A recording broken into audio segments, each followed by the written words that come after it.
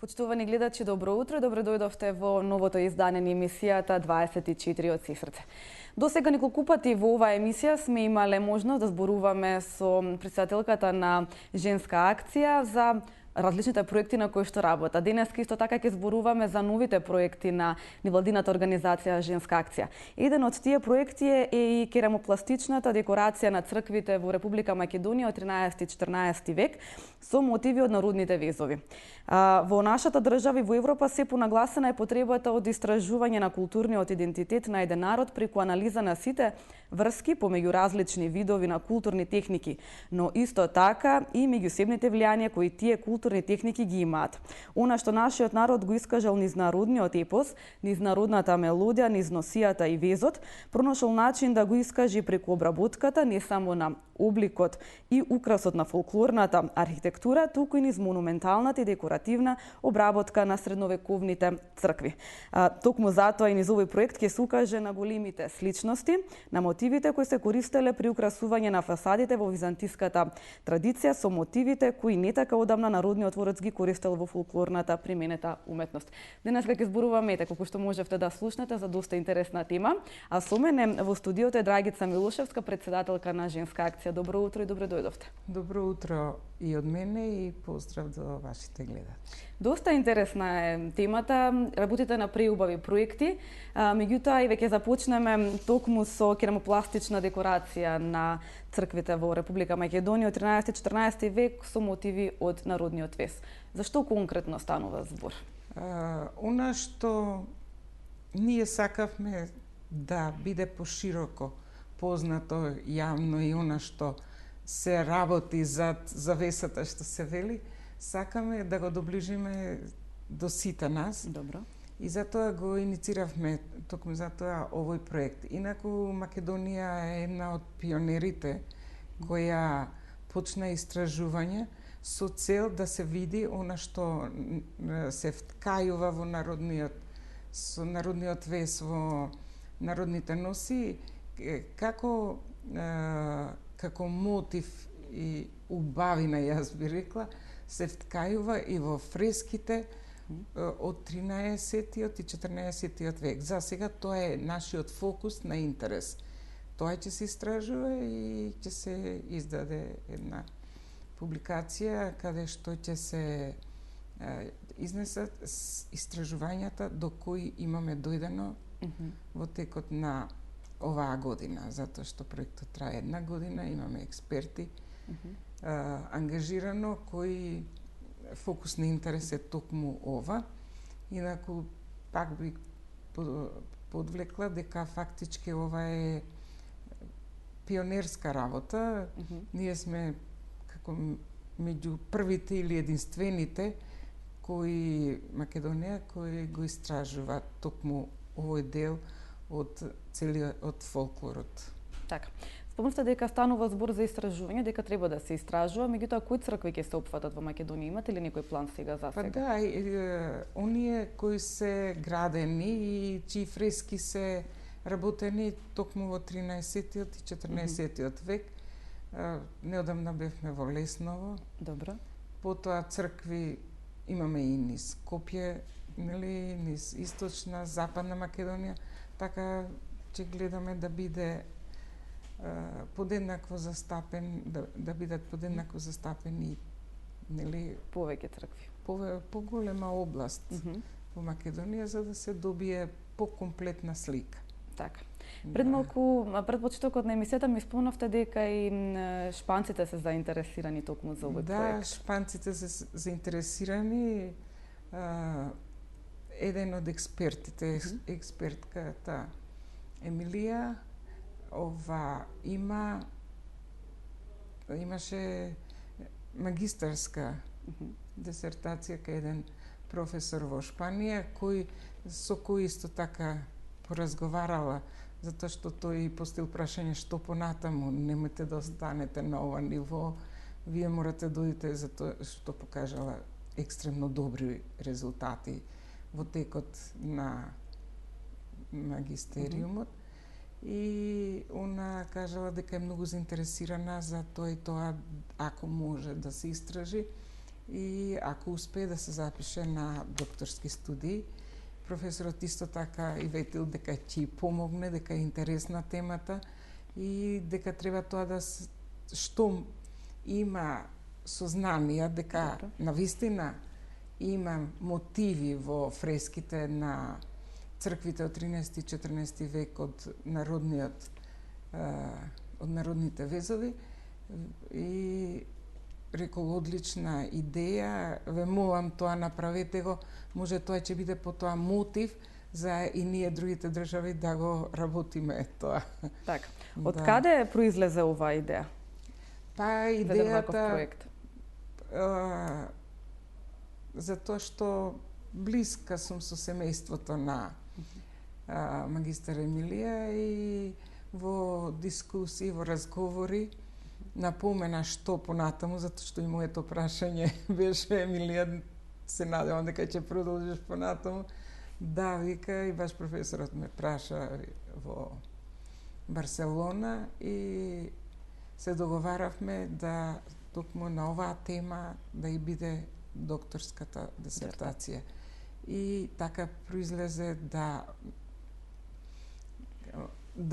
го анимираме сето ова од една страна, од друга страна да и помогнеме и на Емилија да истражува, да се подготви за докторската дисертација. Така.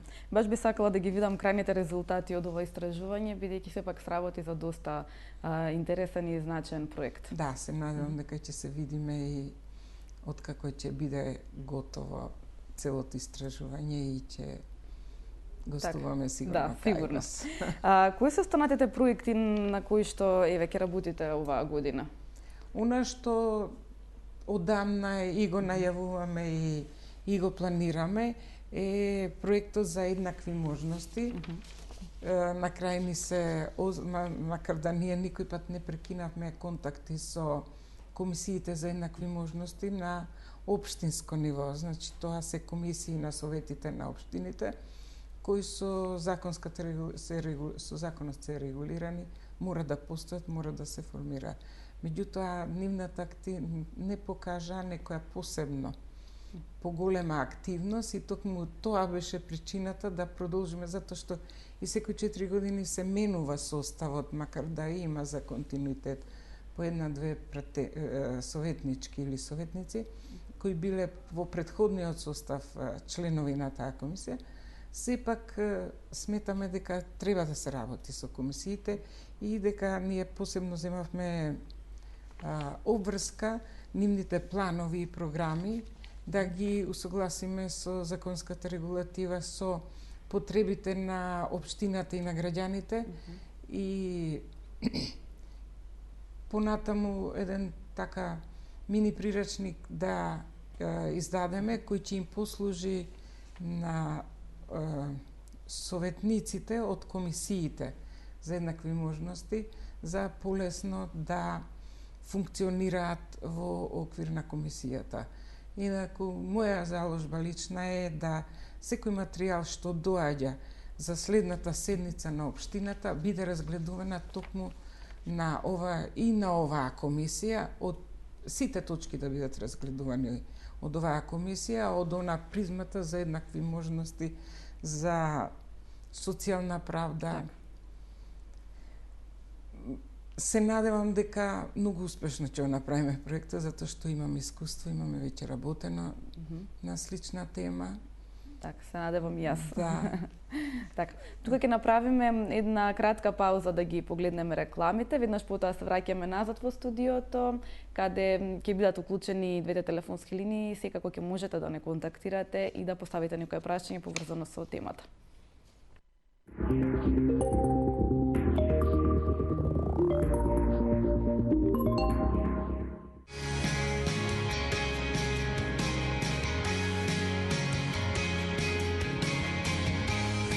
Black Up. Уживајте под сонцето. Алкалоид Скопје. Форми инспирирани од светските трендови за софистицирани луѓе со префинет вкус, досега невидено на овие простори. Се на едно место. Посетете во изложбениот салон во Скопје на улица Даме Груев број 3. Најдоброто од Македонија.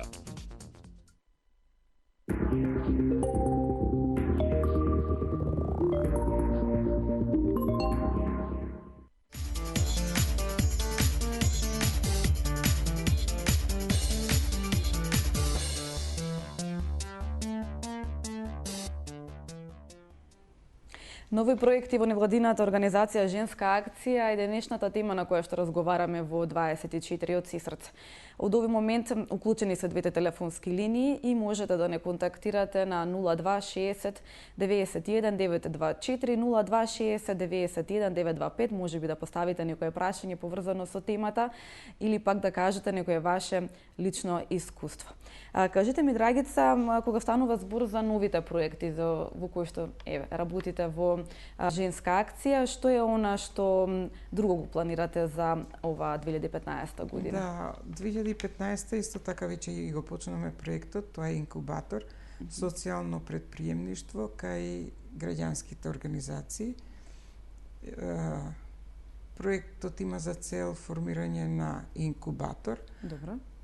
здружување на повеќе од 7 невладини организации и целта ни е фактички да помогнеме на оние жени од социјални ранливи групи кои сакаат да се обучат, да се дообучат или да формираат собствен дуќан, фирма. Ќе им се даде стручна помош за правење на бизнис планови, за формирање на фирма. Од друга страна, работејќи го проектот кој ни беше одобрен од ИПА,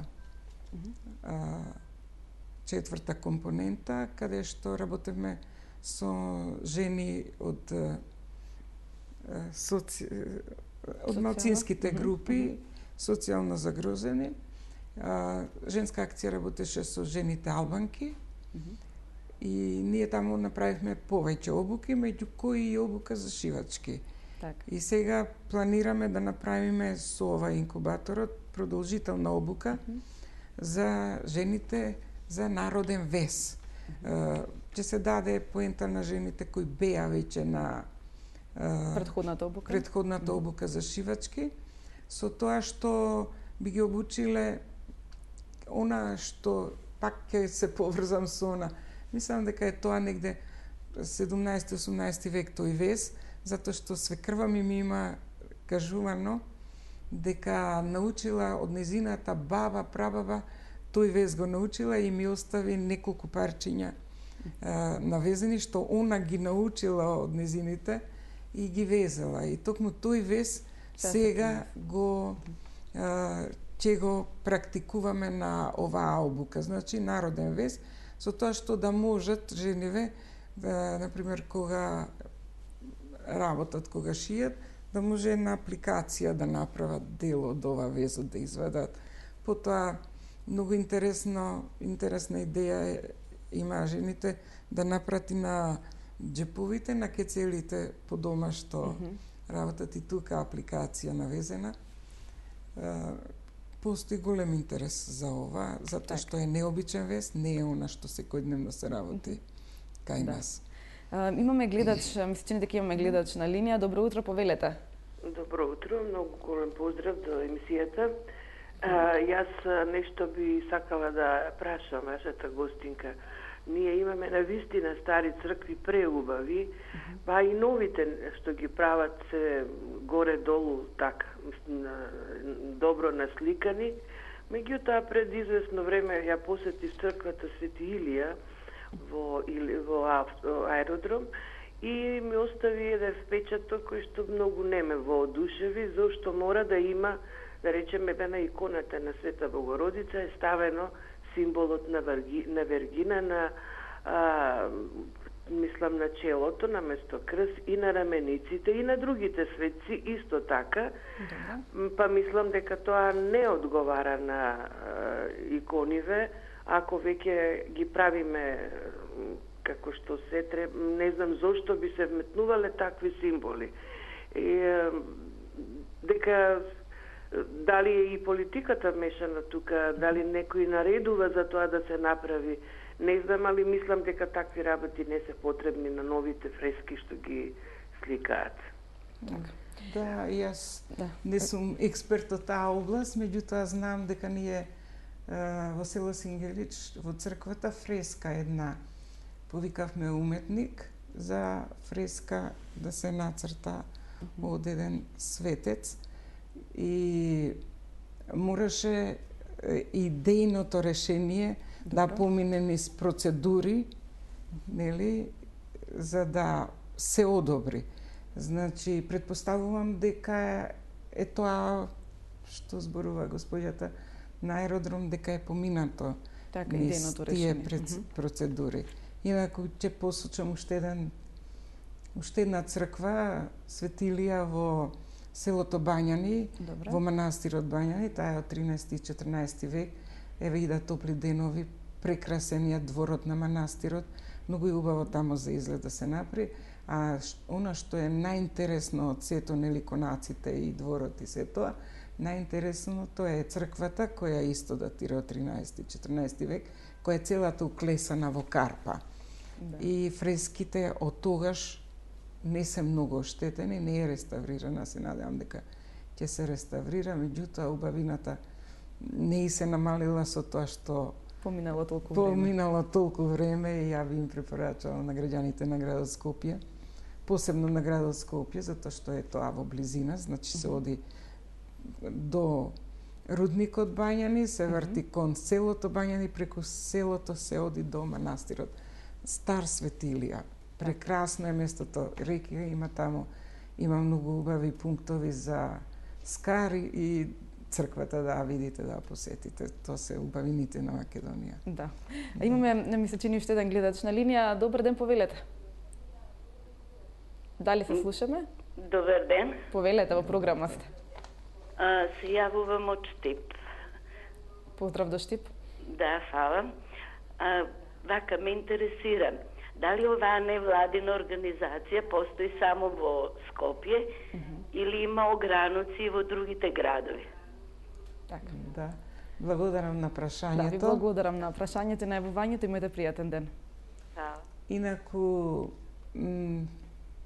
огранок имаме во Штип, тој беше најмногу уброен, над 200 жени броеше, а имаме огранаци и на други места, например во Радовиш, женска акција, прерасна во правно лице. Добре. Значи тоа беше огранок кој го регистриравме во регуларните судови и сега е правно лице, исто како женска акција Скопје, женска акција Радовиш, соработката останува, братската љубов или сестринската е тука. Така да може да се вклучи во активностите гледачките од Штип. Кажете ми, Драгица, кога станува зборете вака за нови заинтересирани членови кои што сакаат да земат активно учество во женска акција, како може да ви сконтактираат, каде може да ве најдат? Бидејќи сепак ова е на доста интересни проекти работите и сепак и дружбата е голема, претпоставувам. Па дружиме затоа што сме и повеќе, нели, од повеќе градови. Организираме и настани и проекти реализираме, инаку на веб сајдовите може да се најде контакт, телефоните и мейловите, инаку на Facebook сум Драгица Милошевска, свечички има наместо слика. Да, и можеме да исконтактираме. Така. Кажете ми, она што е доста интересно, пред малку ми спомнавте за градбана фурна, селска фурна во Лесново. Зашто конкретно станува? Да, целта на проектот беше да се направи, да се мотивираат граѓаните или местното население, да се мотивираат студентите од Штипскиот универзитет, затоа што во соработка со нив беше проектот, да се мотивираат за развој на селскиот туризам. А во склоп на проектот се направи и селска фурна. Јас како Драгица Милошевска учествував, бев член на надзорниот одбор или председател на надзорниот одбор за реализација на овој проект. Беше голем интересот од страна на студентите и околните жители, затоа што и жителите од селото брои многу број жители и од околните места беа поканети и местните заедници од другите села. Се професорите од Штипскиот универзитет за туризам одржаа многу интересни предавања, укажаа на многу можности како може да се развие селскиот туризам и да се приходува фактички од таа гранка, да. Имаше многу интересни дискусии, прашања, многу студенти кои беа тука потекнуваа од руралните средини и мене и тоа најмногу ми се допадна, што секој студент по завршувањето може да се врати да почне со собствен бизнис. Таа гранка кај нас е многу малку развиена, а има големи можности, затоа што нашата почва е многу плодна, се уште постои она јадрото на селото со домашни добиток од кој може да се добијат производи за пречекување на гости, нели, за да се подготват јадења и така натаму. Да, тоа е еден прекрасен проект за развој на селскиот туризам, бидејќи Македонија има многу што да понуди во однос на тоа прашање. Кажете ми, кога станува збор за овие проекти, гледам дека работите на поголеми и на помали проекти. Што е она што првично следува еве во овој период? Па, она што беше најголемиот проект се уште го довршуваме, нели, од Европска унија, тоа јас го спомнав. Да. Подобрување на потенцијалот за вработување на жените од малцинските заедници на пазарот на трудот. Женска акција работеше со жените албанки и ние отворивме клуб за таа потреба, обучувавме, се надеваме дека она што посебен фокус на интерес на женска акција и понатаму ќе бидат жените од социјалните ранливи групи, жените од малцинските заедници во Република Македонија. Имаме многу работено и со роми, и со албанки, и турчинки, и македонки кои се невработени, кои во семејството немаат ни еден вработен. Така. Кажете ми, конкретно сте насочени кон социјално ранливите групи малцинските или... Па, зависи, например, женска акција има повеќе клубови. Имаме клуб за екологија и тука работевме еден многу голем проект. Имавме поддршка од многу институции, од градот Скопје посебно, каде што на веб сајдот на градот Скопје излегуваа предвидувањата кој полен ќе биде присутен во наредната недела. Многу граѓани го посетуваа овој веб-сајт, затоа што знаеме дека Скопје е такво подрачје каде што, еве сега, пролетните денови имаше и до 70% отпаѓа пријавените пациенти и 70% отпаѓа токму на таа област, нели, астма, заду, алергии, и сите беа заинтересирани и го посетуваа веб-сајдот. Имаме група која работи со жените од политичките партии, еве како оваа група што го иницира проектот Еднакви можности за кој зборувавме и за комисиите за еднакви можности во рамките на советите на општините. Инаку ќе бидат опфатени општините од градот Скопје и градот Скопје. Потоа имаме група која работи со наследство, нели? Добро. Тоа што рековме за проектот кај што ќе истражуваме црквите од 13 и 14 век. Така да секој член си го најде своето место, може да си го најде своето место во ограноците, не ограноци, туку во клубовите, кои ги и во проектите за кои има посебен интерес. Така. Имате ли податоци колку број членови женска акција? Па, конкретно точни податоци немаме, меѓутоа не одиме на големи бројки, туку одиме на тоа што поголем дел од граѓанството да биде опфатено со нашите проекти. Добро. Затоа што кога правиме, например, едукативни сесии, гледаме, не можеме групата да направиме повеќе од 30 или 25 жени, ама затоа гледаме повеќе сесии да одржиме за да опфатиме што поголемо граѓанство, па така да бидеме присутни Так, на секое поле. Так. И гледаме да бидеме присутни и во повеќе места, и во повеќе градови. И во Дебар имаме, и во Делчево работено, во Струга, во многу градови, Тетово посебно, Гостивар. Так. Да. Кажете ми, постои ли голема заинтересираност кога станува збор за овие 3 проекти на кои што сега конкретно работите, за кои што ги спомнавме, инкубатор, за еднакви можности кажавме и токму за керамопластичната декорација на црквите? Затоа што интересни се темите, ние затоа превземавме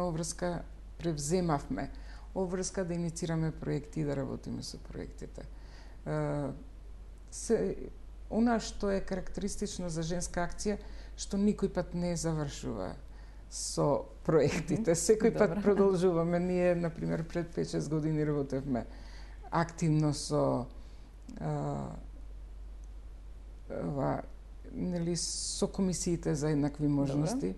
Еве сега продолжуваме во текот на целото време бевме во контакт со сите.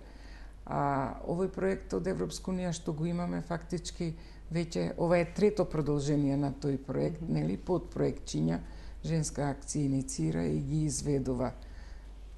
Што значи дека и понатаму работиме за културното наследство, исто работиме. Најинтересен проект ни беше она кога тројца занатли или тројца луѓе однесовме на еден голем настан во Словенија. Зашто беше тој настан? Тој настан беше, ајде да првин кажам, кога однесовме за фрески. Добро. Да, потоа дуборез и однесовме еден керамичар.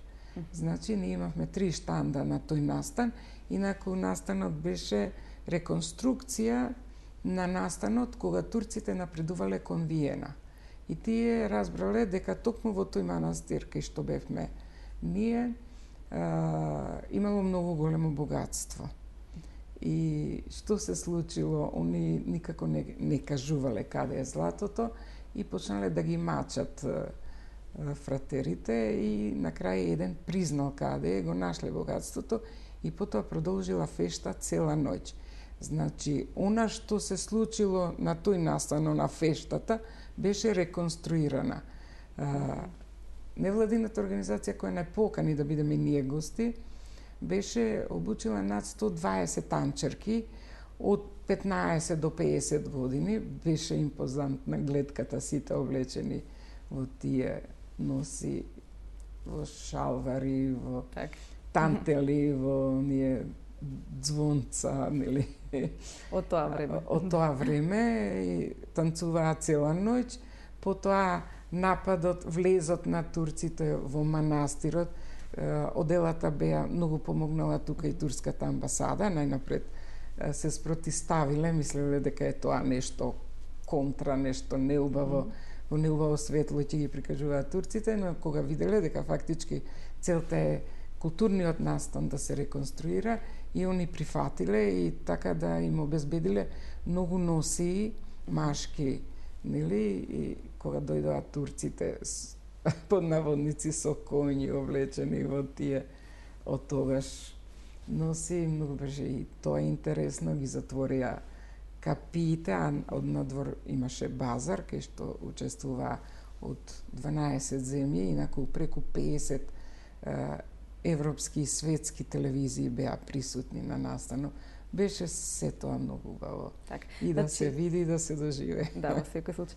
Значи имате контакти со други невладини организации од другите држави, така соработувате? Соработуваме активно со Босна, со Црна Гора, Србија, со Непал имаме склучено споразум со 2 невладини организации кои бевме во посета таму.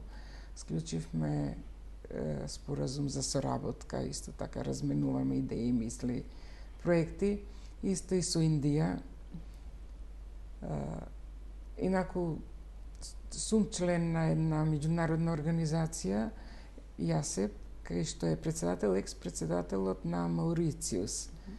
И соработуваме во смисол на одбележување, јас сум одговорна за овој дел на Балканот, за Балканот фактички. Идејата е на ова невладина организација, би рекла меѓународна, да се одбележат сите важни датуми кои се светски признати или признати од Обединетите нации. Денот на водата, денот на слободата, денот на жената и така натаму. Так. Драгица, ние стигнавме до самиот крај на емисијата 24 од Сесрце. Јас ви посакувам многу успех во овие проекти. Се надам дека следниот пат кога ќе ни дојдете дека ќе бидат реализирани дел од проектите, па ќе можеме да зборуваме и конкретно за керамопластична декорација на црквите во Република Македонија. Како што споменав, доста интересен проект, меѓу останатите и овој. И се надам дека ќе имате голем успех во тоа. Пред се би сакала да ви се заблагодарам и за тоа што прифативте да биете дел од оваа емисија. Да, благодарам и за поканата. Уште еднаш поздрав до сите гледачи на 24 вести. Така ви благодарам уште еднаш. А вие, драги гледачи, секако останете со програмата на телевизија 24 вести. Проследете ги вестите во 10 часот. Емисијата 24 од Сесрце повторно гледајте утре во истото време. До гледање.